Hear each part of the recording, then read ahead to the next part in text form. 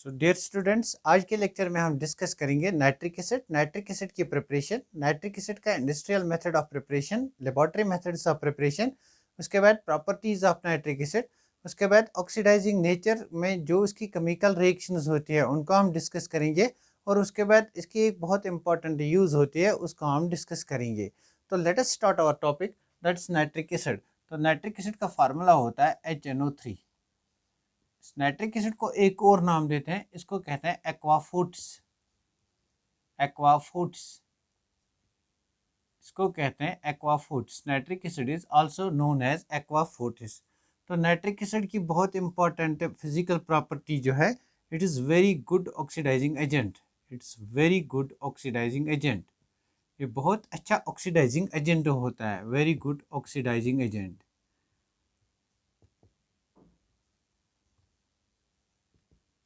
इस oxidising property की वजह से, because of it being a very good oxidising agent, it's corrosive in nature. It is corrosive in nature. अभी ये हमें ज़रूरत पड़ेगा, इसलिए पहले ही मैंने इसको डिस्कस किया। It's corrosive in nature. Nitric acid corrosive in nature होता है। मीन्स अगर हम इसको किसी भी मेटल में रखेंगे, किसी भी मेटल कंटेनर में रखेंगे, वो उस मेटल कंटेनर को नाइट्रिक एसिड क्रूड करता है। देयरफॉर अगर हमें इंपोर्ट करना है nitric acid from other country to our country या from other states to our states, तो नाइट्रिक एसिड को हम मेटालिक कंटेनर्स में इंपोर्ट नहीं कर सकते हैं। इसके लिए हमें गिलास की ज़रूरत पड़ती है। नंबर सेकंड, नाइट्रिक एसिड जो होता है, it's volatile in nature. It's volatile in nature. It's volatile. Nitric acid is a volatile liquid, means in the form of it easily vaporises. Number third important point है, इसका जो colour होता है वो होता है colourless. It is colourless. These are very three important physical properties of nitric acid, जो हम अभी प्रिपरेशन में डिस्कस करेंगे, इनकी वजह से क्या क्या होता है। तो स्टार्ट करते हैं अपने टॉपिक में, preparation of nitric acid. First हम डिस्कस करेंगे लेबोरेटरी मेथड ऑफ प्रिपरेशन। तो प्रिपरेशन ऑफ नाइट्रिक एसिड में फर्स्ट हम डिस्कस करेंगे लेबोरेटरी मेथड। प्रिपरेशन में हम डिस्कस करेंगे लेबोरेटरी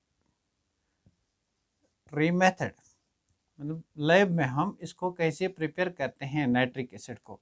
तो अगर हमें नाइट्रिक एसिड लैब में प्रिपेयर करना है, लेबोरेटरी में प्रिपेयर करना है, हम क्या करते हैं, हम नाइट्रिक एसिड को नाइट्रेट से प्रिपेयर करते हैं। फॉर एग्जांपल हम सोडियम नाइट्रेट लेते हैं, NaNO3, this is sodium nitrate.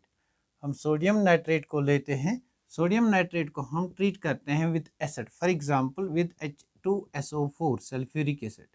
अब सल्फ्यूरिक एसिड ही क्यों यूज़ करते हैं, वो will see it. Sodium nitrate को हम सल्फ्यूरिक एसिड के साथ ट्रीट करते हैं।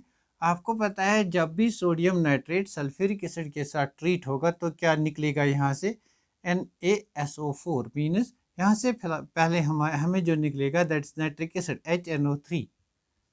HNO3 plus we get sodium bisulphate NaHSO4, sodium bisulphate. अब यहाँ पे मैं HCl यूज़ नहीं कर सकता हूँ, मीन्स अगर मैं सोडियम नाइट्रेट को एसिड्स के साथ ट्रीट करता हूँ, I will get nitric acid and sodium bisulphate. लेकिन अगर मैं यहाँ पे HCl के बदले H2SO4 के बदले HCl को यूज़ करूँगा, this is also an acid, then sodium nitrate should also react with HCl, it should form HNO3 and it should form HNO3 and NaCl, but this reaction does not take place। क्यों हम ये वाला acid use नहीं करते, we are not using this acid, we can not use HCl over here. तो reason क्या है, reason क्या है, हम H2SO4 को यूज़ करते हैं बट HCl को यूज़ नहीं करते हैं। तो इसका रीज़न देखेंगे, मीन्स ये रिएक्शन फीजेबल नहीं है, इसलिए हम HCl को यहाँ यूज़ नहीं करेंगे। हम जब भी यूज़ करेंगे सोडियम नाइट्रेट के साथ मैन्युफैक्चर ऑफ नाइट्रिक एसिड में, तो हम यूज़ करेंगे H2SO4, कंसनट्रेटेड H2SO4। तो बात ये यहाँ पे होती है, जो हमारा H2SO4 होता है, H2SO4 is non volatile in nature, non volatile in nature. और ये जो नाइट्रिक एसिड होता है, it is volatile in nature. Nitric acid on the other hand is volatile in nature. इसी वजह से अगर हम यहाँ पे HCl यूज़ करेंगे तो HCl हमारा क्या होता है, इट्स वोलाटाइल, और जो नाइट्रिक एसिड यहाँ बनेगा that's also volatile, that's also volatile. तो दोनों सूरतों में जो हमने एसिड यूज़ किया दैट इज़ वोलाटाइल, और जो हमने एसिड बनाया यहाँ से, दैट्स वोलाटाइल। तो अगर दोनों वोलाटाइल है तो सेपरेशन टेक्निक में इनकी डिफ़िकल्टी आती है। अगर दोनों कंपाउंड्स वोलाटाइल होंगे तो सेपरेट करना डिफ़िकल्ट होता है। It's very difficult to separate the mixture of compounds in which both the components are volatile in nature. क्योंकि क्या होगा अगर हम इनका मिक्सचर लेंगे, क्योंकि जब नाइट्रिक एसिड बनेगा तो उसमें थोड़ा सल्फ्यूरिक एसिड भी होगा, उसमें थोड़ा, अगर HCl से बनाएंगे HCl भी होगा। तो यहाँ पे क्या होगा, जो ये वेपर्स यहाँ पे होंगे, these vapours will contain both vapours of HCl and vapours of HNO3। तो हमें वापस जाना पड़ेगा एजियोट्रॉपिक मिक्सचर पे। जो एजियोट्रॉपिक मिक्सचर में it is very difficult to separate components of both volatile components of a solution. तो यहाँ पे ये डिफिकल्टी आती है, that's why we do not use HCl because it is volatile in nature. Then why do we use H2SO4? Because it is non-volatile in nature. तो यहाँ पे अगर इम्प्योरिटी प्रेजेंट भी होंगी तो वोलाटाइल, एक सब्सटेंस वोलाटाइल होगा, दूसरा सब्सटेंस नॉन वोलाटाइल होगा, तो उसको हम इजीली सेपरेट कर सकते हैं। This is why we use H2SO4 instead of HCl। तो पहला क्वेश्चन ये बनता है, when nitric acid is prepared from sodium nitrate or potassium nitrate, why do we prefer H2SO4 instead of HCl or any other acid which is volatile, which is volatile in nature? Why do we prefer volatile acids? The reason is that हम volatile acids को इसलिए prefer करते हैं क्योंकि यहाँ पे क्या होता है, जो नाइट्रिक एसिड बनता है उसके मिक्सचर में इस नॉन वोलेटाइल एसिड जो है उसके वेपर्स नहीं जाएंगे, ये इजीली यहाँ से सेपरेट हो जाएगा। Similarly for example we use KNO3 potassium nitrate, इसको हम H2SO4 के साथ ट्रीट करेंगे, we get HNO3 it is a sort of double displacement reaction, plus we get KHSO4 potassium sulphate. तो यहाँ पे भी हम यूज़ कर सकते हैं क्या, H2SO4। Why? Because it is non volatile. तो पहले क्वेश्चन का हमारे पास आंसर आ गया, why do we use H2SO4 instead of HCl? Because H2SO4 is non volatile, HCl is volatile. तो नंबर सेकंड इंपॉर्टेंट पॉइंट है, ये जो दोनों मेथड्स ऑफ प्रिपरेशन हैं, लेबोरेटरी मेथड्स ऑफ प्रिपरेशन, ये हम एक गिलास कंटेनर में करते हैं, एक गिलास कंटेनर में, not in a metallic container. The reaction is carried out in a glass container, this is in a glass vessel, reaction is carried out in a glass vessel. तो next question ये बनता है, why do we carry out laboratory method of preparation of nitric acid in a glass vessel instead of metallic vessel? Metallic vessel में क्यों नहीं करते हैं, या मेटेलिक कंटेनर में क्यों नहीं करते हैं? तो रीज़न क्या है, जो हमारा नाइट्रिक एसिड होता है, जो हमने यहाँ से नाइट्रिक एसिड बनाया NaNO3 प्लस H2SO4 से मिला के जो हमने नाइट्रिक एसिड बनाया, यहाँ पे नाइट्रिक एसिड बहुत ज़्यादा वोलेटाइल है, इसके वेपर्स को हम यहाँ से कलेक्ट करते हैं, नाइट्रिक एसिड के वेपर्स को हम यहाँ से कलेक्ट करते हैं ना। नाइट्रिक एसिड जो हम यहाँ पे प्रिपेयर करते हैं, we use glass vessel for that. अब गिलास वेसल क्यों यूज़ करते हैं? बिकॉज जो ये नाइट्रिक एसिड है it is very good oxidising agent, very strong oxidising agent, it's very strong oxidising agent. अगर ऑक्सीडाइजिंग एजेंट स्ट्रॉन्ग है तो क्या करेगा, जो ये मेटेलिक कंटेनर है इसको ये क्रूड करेगा, उस क्रूजन की वजह से मेटल में जो भी इम्प्योरिटीज़ होंगी वो नाइट्रिक एसिड के साथ मिल जाएंगी। That's why we use glass vessel, इसलिए हम गिलास वेसल को प्रेफर करते हैं as that of compare to that of metallic vessel, compare to that of metallic container. This is laboratory method of preparation of nitric acid. तो laboratory method में अगर 2 marks का question या 1 marks का question आएगा तो क्वेश्चन ये आएगा, why do we prepare nitric acid from sodium nitrate or potassium nitrate using H2SO4 instead of HCl? तो रीज़न क्या है, H2SO4 it is non-volatile and HCl is volatile. Because it is non-volatile, it becomes easy to separate the vapors of nitric acid. Nitric acid is also volatile. Number second question ये आएगा कि जब भी हम laboratory method of preparation करते हैं, why do we do laboratory methods of preparation in glass vessel rather than in metallic vessel? The reason क्या है, यहाँ पे nitric acid is a very strong oxidizing agent, because of that property it causes corrosion of the metallic vessels. That's why we use nitric acid. एक और question ये बन सकता है, why do we import nitric acid from one state to another state, or from one country, or from one place to another place in glass vessels, not in metallic vessels. The reason is of its high oxidizing nature, strong oxidizing nature that causes corrosion of metallic containers. तो ये थी nitric acid की preparation की बात, जो laboratory method of preparation है। लेकिन अगर हमें इंडस्ट्रियल स्केल पे नाइट्रिक एसिड को बनाना होगा, तो नाइट्रिक एसिड को इंडस्ट्रियल स्केल में कौन सी प्रोसेस से बनाते हैं? On industrial scale, industrial method of preparation, industrial method. तो इंडस्ट्रियल स्केल पे नाइट्रिक एसिड को हम कैसे मैन्युफैक्चर करते हैं, जो प्रोसेस हमें यहाँ पे यूटिलाइज करनी पड़ती है, that's called Ostwald process. Ostwald process of manufacture of nitric acid. Board exam में आपको यही प्रोसेस पूछी जाती है। अगर नाइट्रिक एसिड से क्वेश्चन आया प्रिपरेशन से, तो यही प्रोसेस आपसे पूछी जाएगी। Explain Ostwald process for the manufacture of nitric acid. तो ओस्टवाल्ड प्रोसेस में हम क्या करते हैं, हम अमोनिया को लेते हैं, अमोनिया को हम ऑक्सीडेशन करते हैं विद एयर, एयर के साथ ट्रीट करते हैं। Air should be free from impurities, this air should be free from impurities, air should be free from impurities. तो यहाँ पे हमें मिलता है nitric acid HNO3। By products यहाँ पे वाटर मिलते हैं, और बाई प्रोडक्ट यहाँ पे ऑक्सीजन भी मिलता है। तो इस प्रोसेस को करने के लिए हमें क्या ज़रूरत पड़ेगी, कैसे ये प्रोसेस होती है, किन स्टेप्स में ये प्रोसेस होती है, दिस इज ओस्टवाल्ड्स मेथड। इस प्रोसेस को कैरी आउट करने के लिए कौन से स्टेप्स की ज़रूरत होती है? इस प्रोसेस को कैरी आउट करने के लिए we require a catalyst, that's platinum. In Ostwald process catalyst is platinum and a temperature of initially a temperature of 800 degree centigrade. After that we can remove the temperature condition. ना ये जो process है Ostwald process, it takes place in 3 steps. Ostwald's method of preparation, industrial method, takes place in 3 steps. 3 steps are required. First step क्या होता है? Number first step first. तो step first में क्या कहते हैं? Catalytic oxidation of ammonia. Ammonia जो होता है उसकी ऑक्सीडेशन करते हैं in presence of catalyst, that's why it's called catalytic oxidation of ammonia। तो यहाँ पे फर्स्ट स्टेप में करते हैं कैटालिटिक ऑक्सीडेशन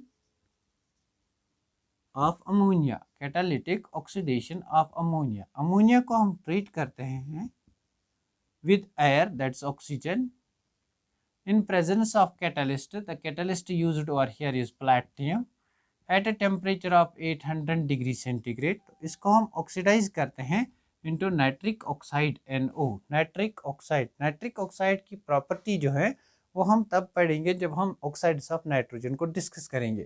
फिलहाल हम याद रखेंगे यहाँ पे हमें नाइट्रिक ऑक्साइड बनता है, plus we get water over here. This is step first. तो ये जो रिएक्शन है this is exothermic in nature, del H for this reaction is negative. अब क्वेश्चन दिमाग में ये अराइज होता है, अगर ये रिएक्शन एक्सोथर्मिक इन नेचर है तो हमें इतना टेम्परेचर देने की क्या ज़रूरत है, हम क्यों इसको हाई टेम्परेचर देते? बेसिकली हम टेम्परेचर इसलिए देते हैं in order to start the reaction. After that हम इस टेम्परेचर को रिमूव करते हैं। जो ही ये रिएक्शन स्टार्ट हो गई हम इस टेम्परेचर को रिमूव करते हैं, बिकॉज उसके बाद रिएक्शन में ऑलरेडी जो हीट एवॉल्व होगी that will carry out the further reaction. तो इनिशियली हम इसलिए टेम्परेचर देते हैं so that the reaction can start, after that we eliminate these temperature conditions। तो important पॉइंट क्या है? फर्स्ट स्टेप जो होता है दैट्स कैटालिटिक, आपको स्टेप्स याद रखने हैं। First step is catalytic oxidation of ammonia. इस स्टेप में हम क्या करते हैं, अमोनिया को ऑक्सीजन के साथ ट्रीट करते हैं in presence of catalyst that's platinum at a temperature of 800 degree centigrade. We get NO, nitric oxide and water. The reaction is exothermic in nature, but still we require a temperature. Initially we need temperature to carry out the reaction. After that we can eliminate temperature conditions।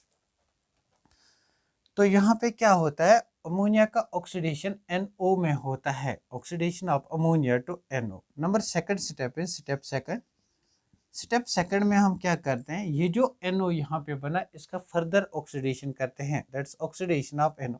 यहाँ पे एक और important part, जो यहाँ पे हम oxygen use करते हैं, ये ऑक्सीजन इन एक्सेस यूज़ करना है, इन एक्सेस यूज़ करना है, मीन्स हमें ज़्यादा ऑक्सीजन की ज़रूरत है। अब ज़्यादा ऑक्सीजन की ज़रूरत क्यों पड़ गई यहाँ पे?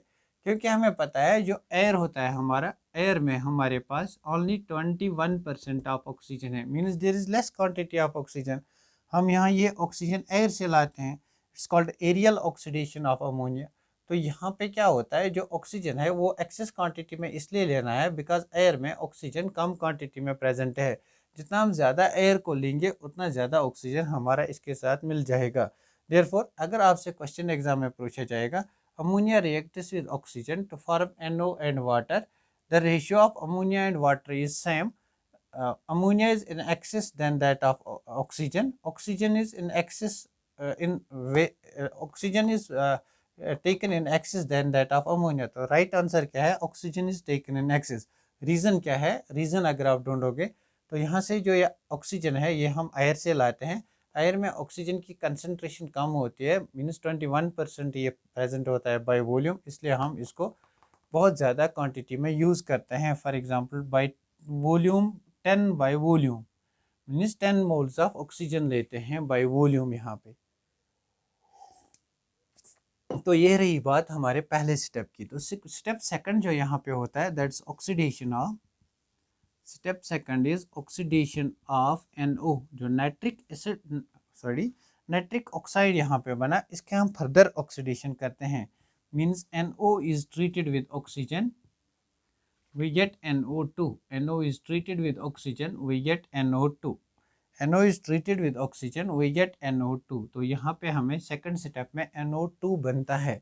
These are two steps. Now the third step is absorption of NO2. इस NO2 को हम absorb करेंगे in water in aqueous solution so that it convert होगा into nitric acid. Number third step is absorption of NO2 in aqueous medium. Absorption of NO2 in aqueous medium. Aqueous medium में इस NO2 को absorb करेंगे, means NO2 को water के साथ treat करेंगे to result in the formation of HNO3। यहाँ पे हमें HNO3 बना, दैट इज नाइट्रिक एसिड। तो यहाँ पे हमने नाइट्रिक एसिड को मैन्युफैक्चर किया on industrial scale using Ostwald's process. तो ओस्टवाल्ड प्रोसेस में 3 स्टेप्स होते हैं। पहले स्टेप में हम अमोनिया को ऑक्सीडेशन करते हैं, एरियल ऑक्सीडेशन करते हैं, उसमें हम ऑक्सीजन को इन एक्सेस लेते हैं because concentration of oxygen in air it is less, that's why we take in excess. Number second step में जो वहाँ पे नाइट्रिक एसिड बनता है उसको फर्दर ऑक्सीडेशन करते हैं, NO2 बनाते हैं। उसके बाद NO2 को एब्जॉर्ब करते हैं इन एक्वस मीडिया, वाटर के साथ ट्रीट करते हैं and we get nitric acid. The nitric acid formed over here, this is nitric acid. Nitric acid ये हमें vapors के फॉर्म में मिलता है।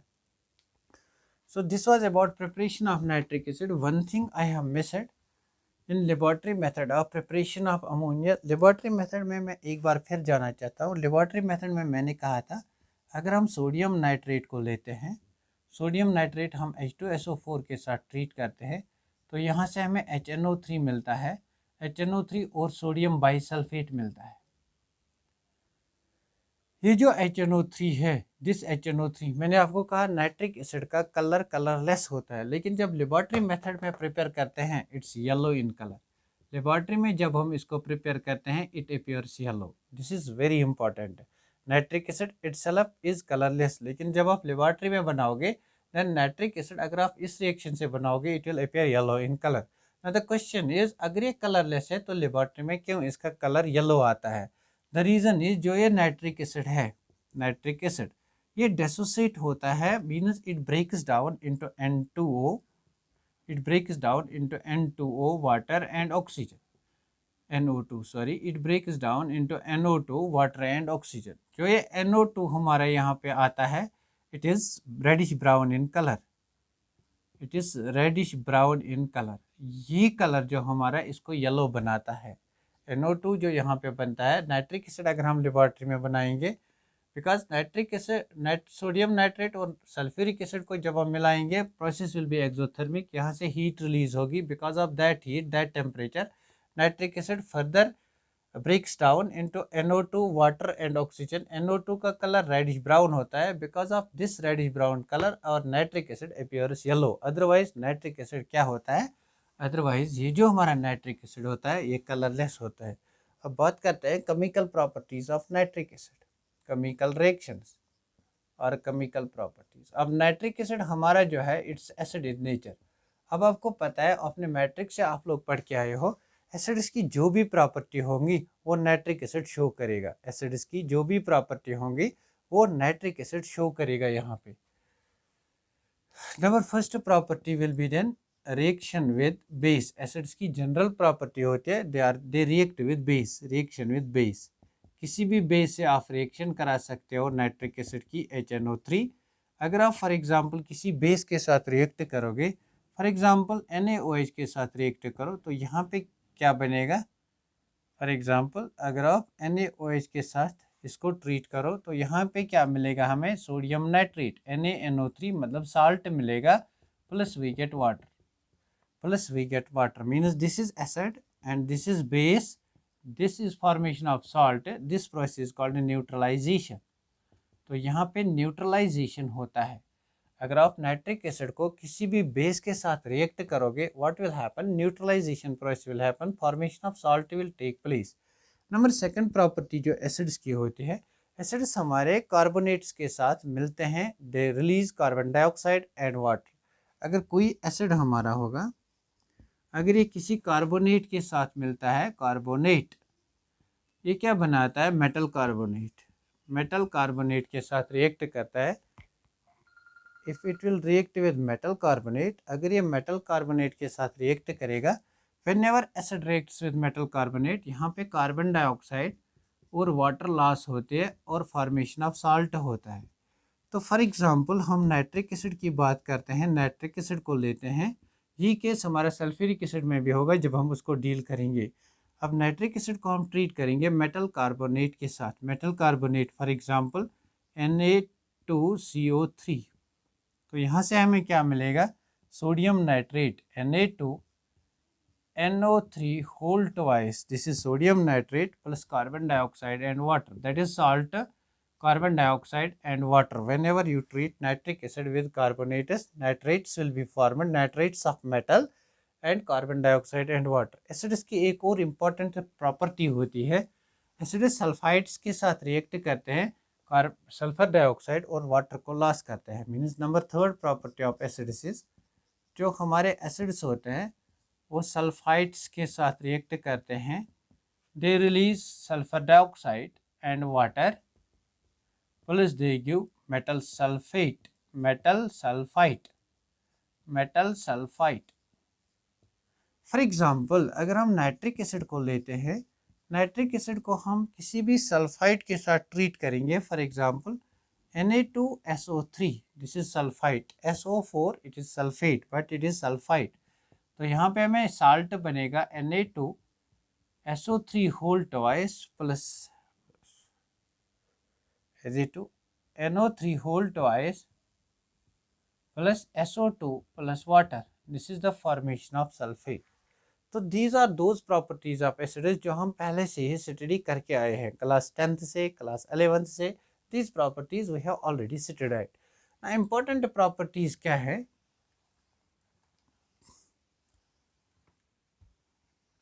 important properties जो यहाँ पे हैं उनको डिस्कस करते हैं। That is oxidising nature.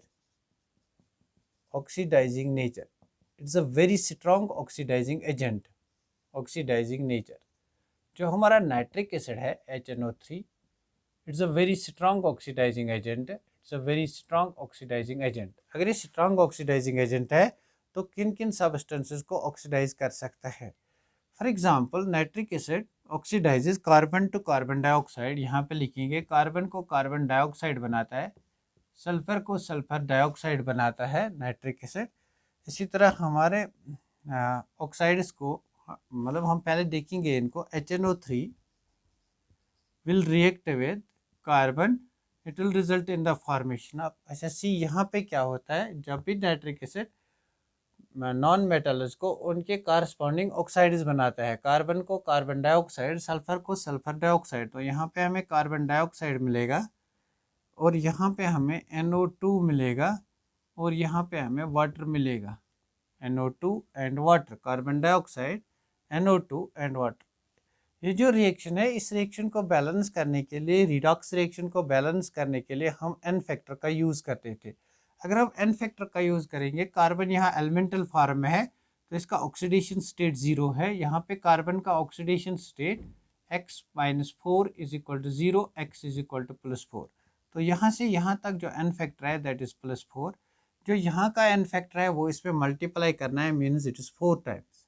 यहाँ पे 4 टाइम्स नाइट्रिक एसिड बन गया। अब हम यहाँ का ऑक्सीडेशन स्टेट देखेंगे, नाइट्रिक एसिड की ऑक्सीडेशन स्टेट को क्या होता है। नाइट्रिक एसिड की ऑक्सीडेशन स्टेट को क्या होता है, एन फैक्टर की हेल्प से हम इसको बैलेंस कर सकते हैं इस रिएक्शन को। ये मैंने आपको समझाया है 11th क्लास में। आप फिर भी 11th क्लास का वो लेक्चर देख सकते हो जहाँ पे हम एन फैक्टर का यूज़ करते हैं और बैलेंस करते हैं रिडॉक्स रिएक्शंस को।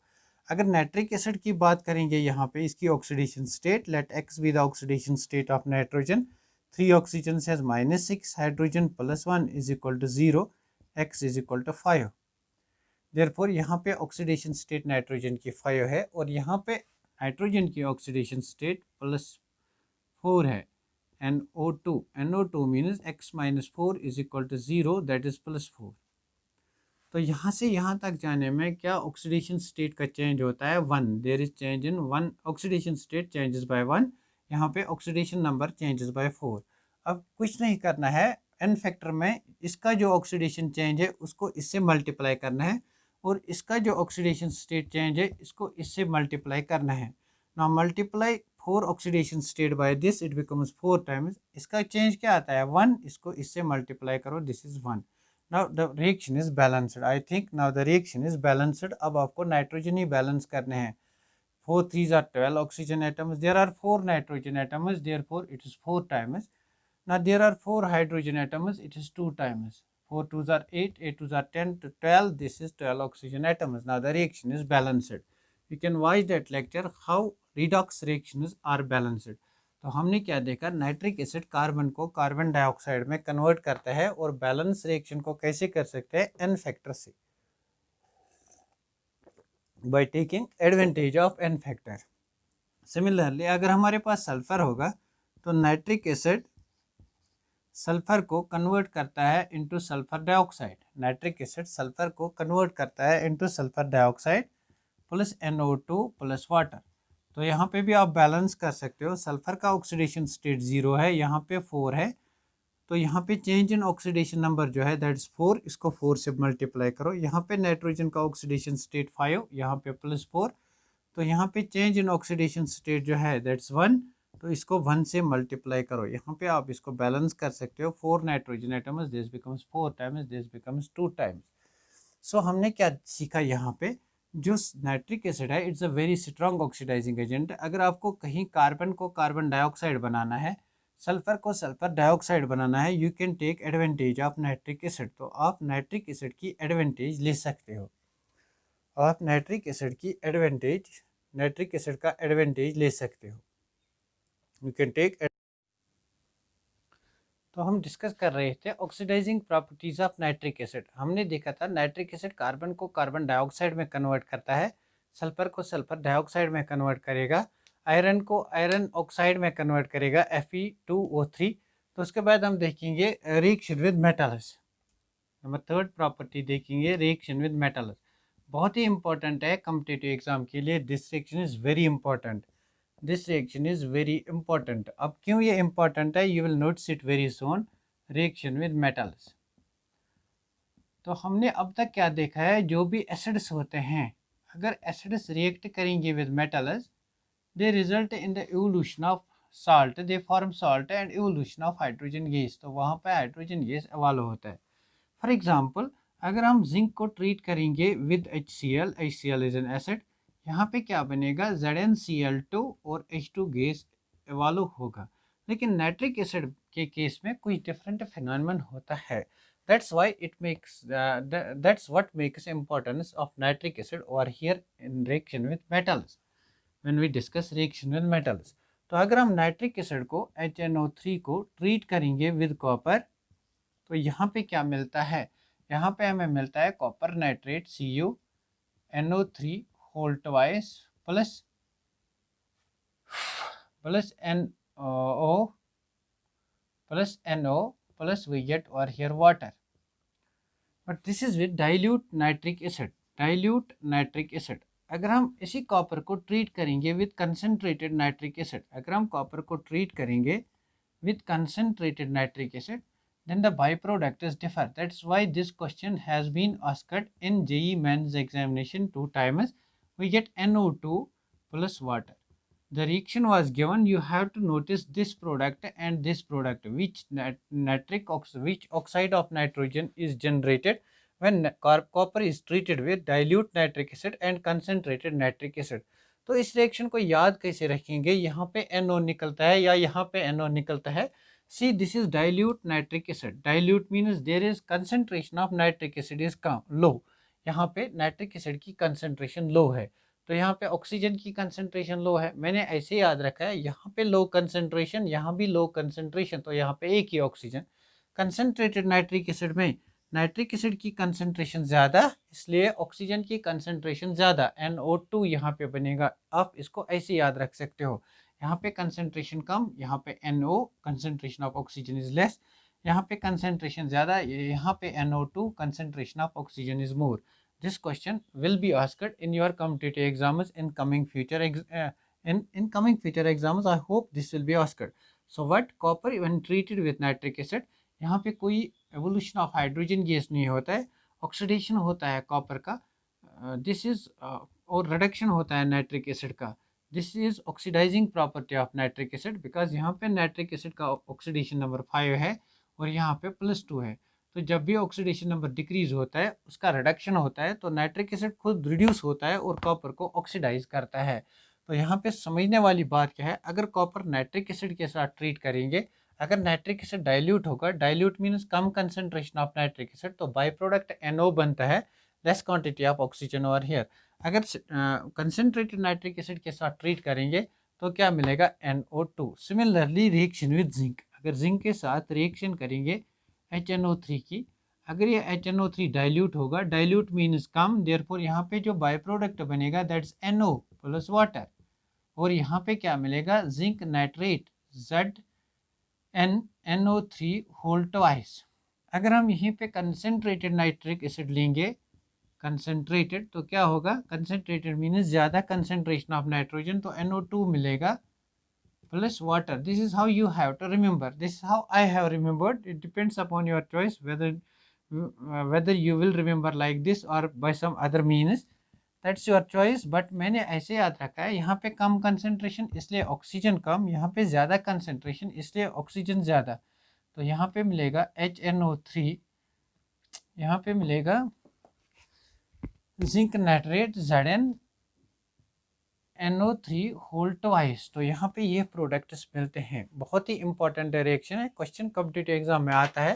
Question will be asked like this, when copper is treated with dilute HNO3, what will be the byproduct, and when copper is treated with concentrated HNO3, what is byproduct, or the byproducts obtained upon reaction of copper with dilute and concentrated nitric acid are NO and NO2 respectively, NO2 and NO respectively, N2O5 and N2O3, N2O and N2O and NO.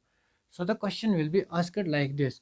अब evolution of hydrogen gas भी होता है, लेकिन only when it is treated with magnesium. अगर हम magnesium और sodium के साथ ट्रीट करेंगे then evolution of hydrogen gas means, अगर हम नाइट्रिक एसिड को ट्रीट करेंगे with magnesium then what is formed, magnesium nitrate MgNO3 whole twice, और यहाँ पे एवोल्यूशन ऑफ हाइड्रोजन गैस होता है. Remember this thing, evolution of nitrogen gas takes place when we take magnesium as a metal. These were certain important oxidizing properties of this nitric acid. There are other properties. Now you can easily do those properties. It converts Fe, it brings about oxidation of Fe to Fe2O3.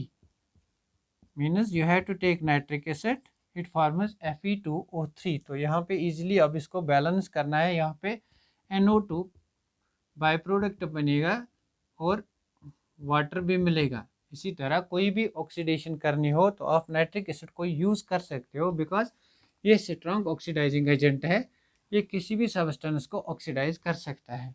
ना बहुत ही important इसमें point अब रह गया, अगर हमने nitric acid बनाया तो लैब में हम टेस्ट कैसे करेंगे, डिटेक्शन कैसे करेंगे, that is test for nitric acid.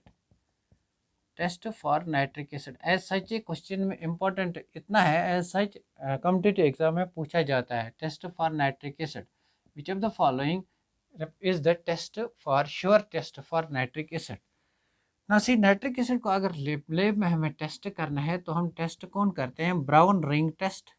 Brown ring test, brown ring test is carried out for the detection of nitric acid. तो ब्राउन रिंग टेस्ट क्या होता है, हम एक टेस्ट ट्यूब लेते हैं, इस टेस्ट ट्यूब में हम नाइट्रिक एसिड लेते हैं, दिस इज नाइट्रिक एसिड, जो हमने कोई भी नाइट्रिक एसिड बनाया, नाइट्रिक एसिड कंसनट्रेटेड, और इसमें हम एक और एसिड लेते हैं आयरन सल्फेट FeSO4, और इसमें हम ऐड करते हैं सल्फ्यूरिक एसिड कंसनट्रेटेड H2SO4।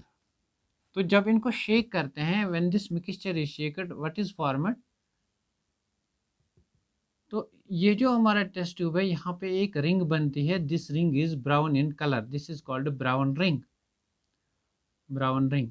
और इस रिंग में हमें दो, रिंग के नीचे हमें नाइट्रिक एसिड मिलता है, दिस इज नाइट्रिक एसिड, और यहाँ पे हमें आयरन सल्फेट होता है, इसलिए इस टेस्ट को ब्राउन रिंग टेस्ट करते हैं, because it leads to the formation of brown ring in between two solutions that is nitric acid and iron sulphate. तो अगर आपसे पूछा जाएगा which is the sure test for nitric acid, या which among the following represents the test for nitric acid, it's called brown ring test. Brown ring test में कौन कौन से केमिकल्स होते हैं, nitric acid, iron sulphate, concentrated sulphuric acid. ना अभी बात करते हैं यूज ऑफ सल्फ्यूरिक एसिड की, sorry use of nitric acid की। ना अब इसमें एक ही इम्पॉर्टेंट पॉइंट रह गया, that is use of nitric acid. बहुत ज़्यादा यूजेज हैं नाइट्रिक एसिड की, बट हम एक यूज़ को डिस्कस करेंगे जो बहुत इंपॉर्टेंट है, यूज ऑफ नाइट्रिक एसिड और यूजेज ऑफ नाइट्रिक एसिड। तो हमें पता है कुछ मेटल्स हमारे पास होते हैं जिनको हम नोबल मेटल्स कहते हैं, नोबल मेटल्स। नोबल मेटल हमारे पास फॉर एग्जांपल गोल्ड है, सिल्वर है, प्लैटिनम है, दीज आर नोबल मेटल्स। तो हमें पता है गोल्ड को अगर हमें टेस्ट करना है, डिजोल्व करना है, नोबल इनको इसलिए कहा जाता है because there chemical reactivity is very low. Gold हमें कहीं से भी रिएक्शन नहीं दिखाता है। अगर आपको गोल्ड का टेस्ट करना है तो आप क्या करोगे, गोल्ड को डिजोल्व करोगे mixture of nitric acid and HCl। तो यहाँ पे हम एक मिक्सचर बनाते हैं HNO3 और HCl का। This is formed in the ratio of 1:3. The mixture of concentrated HNO3 and concentrated HCl in the ratio of 1:3, it's called aqua regia. It is called aqua regia. It is called aqua regia. And this aqua regia, इसका काम क्या होता है, ये हमें देता है nitrosyl chloride NaCl plus nascent chlorine. This is nascent chlorine what is obtained, this is very important, जो हमें ज़रूरत पड़ता है। Nascent chlorine plus it will give water, surely it will give water. Now this nascent chlorine can react with our gold, it can result in the formation of AuCl3, means हमने gold की reactivity कर ली, किससे, एक्वारिजा से। एक्वारिजा कहाँ से मिला, nitric acid से। This is very important application of nitric acid. हम गोल्ड को, अगर आप कोई भी गोल्ड की रिंग ले लो या कुछ भी गोल्ड का ले लो, उसको एक्वारिजा में ड्रॉप करोगे, डिजोल्व करोगे, तो उसका गोल्ड जो होगा, गोल्ड कलर जो होगा, that will vanish, that will vanish away. Therefore this aqua regia, it has very important application. It is used for dissolution of noble metals such as platinum, gold and silver. For example, अगर silver के साथ treat करेंगे तो यहाँ पे silver chloride मिलेगा, अगर platinum के साथ ट्रीट करेंगे तो कोऑर्डिनेशन कंपाउंड मिलेगा PtCl4 2-, PtCl4 2-। ये कंपाउंड कोऑर्डिनेशन केमिस्ट्री में मैंने डिस्कस किया है, इसकी ज्योमेट्री क्या होती है, हाइब्रिडाइजेशन क्या होती है। This was all about nitric acid. Hope you guys must have enjoyed this lecture. It is very important and I explained it in a very simple way. Thanks for watching this video. Please like, share and subscribe this channel. Thank you.